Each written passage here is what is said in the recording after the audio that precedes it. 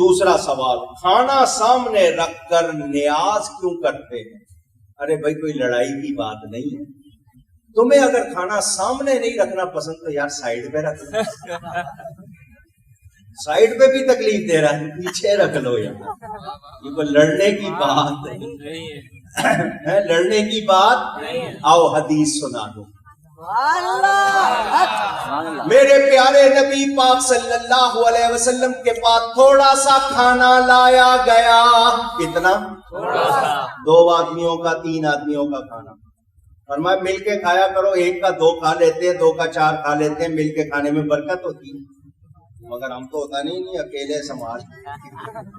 حضرت ابراہیم علیہ السلام اس وقت تک دسترخوان پہ نہیں بیٹھتے تھے جب تک کوئی آ نہیں جاتا، دوسروں کے لقمے نہیں چھینو، دوسروں کو کھلایا کرو۔ لیجئے جناب نبی پاک صلی اللہ علیہ وسلم کے سامنے کھانا آیا، صحابہ بہت بڑی تعداد میں موجود، کھانا تھوڑا سا آیا، حدیث کے الفاظ، نبی نے کھانے پر ہاتھ رکھ کر جو چاہا کلام پڑھا، جو چاہا کلام۔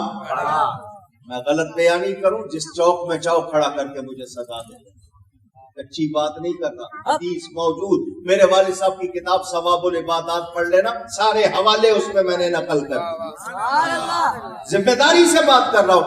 نبی پاک نے ہاتھ رکھ کر اس پر جو چاہا کلام پڑھا، نبی نے کھانا سامنے رکھ کر کلام پڑھا، پھر فرمایا 10 آدمی آتے جاؤ، 2 آدمیوں کا کھانا نبی نے 300 کو کھلا دیا۔ نعرہ تکبیر، نعرہ رسالت، نعرہ حیدری۔ میرے دوستوں اور بزرگوں، کھانا نبی نے سامنے رکھا اور سامنے رکھ کر کلام پڑھا، اب کسی اور دلیل کی ضرورت رہ گئی؟ اونچی۔ اچھا آپ لوگ بھی کھانا کھاتے ہو کہ کھانا سامنے رکھ کے بسم اللہ پڑھتے ہو یا نہیں؟ بسم اللہ قرآن کی آیت ہے یا نہیں؟ ایک مستقل آیت ہے قرآن کی، کوئی شبہ ہے؟ پڑھتے ہیں سارے، تو اگر میں نے 2 آیتیں زیادہ پڑھ لی تو کوئی غلط ہو گیا؟ ہم کتابوں میں پڑھتے ہیں حضرت سیدہ فاطمہ زہرا، سارے جہان کے سیدوں کی ماں، جب چکی چلاتی تھی تو قرآن پڑھتی تھی۔ کتابوں میں وہ آٹا برکت والا شہزادوں نے کھایا، پھر نیزے کی نوک پر قرآن پڑھا یا نہیں پڑھا؟ تم کہتے ہو کھانے پہ قرآن نہیں پڑھنا، تو تم قومی ترانہ پڑھ لیا۔ سبحان اللہ۔ فَكُلُوا مِمَّا ذُكِرَ اسْمُ اللَّهِ، قرآن کہتا ہے اللہ کے نام، تو اللہ کا نام قرآن کی اگر آیتیں سورہ فاتحہ اس پہ پڑھ لی، قل واللہ پڑھ لی، تو کیا کھانا حرام ہو گیا؟ اونچی۔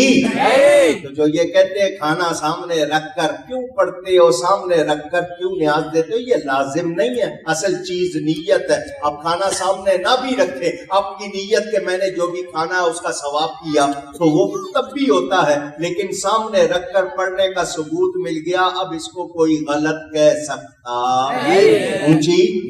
ہمارے کسی عالم نے کہا نہیں سامنے رکھ کر لازمی پڑھنا ہے، کہا کسی نے نہیں، لیکن رکھ لے گا تو برکت ہوگی نا۔ نہیں، سائنس نے مسئلہ حل کر دیا۔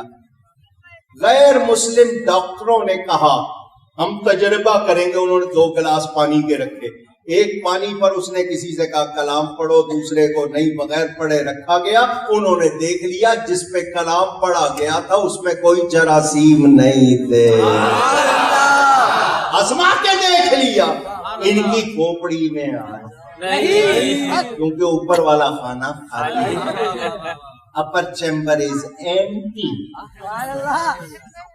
اس میں کچھ ہے نہیں، ہوتا تو ایسی بات مشکل میں ماننا نہیں ہے، اڑی نہیں مانیں گے۔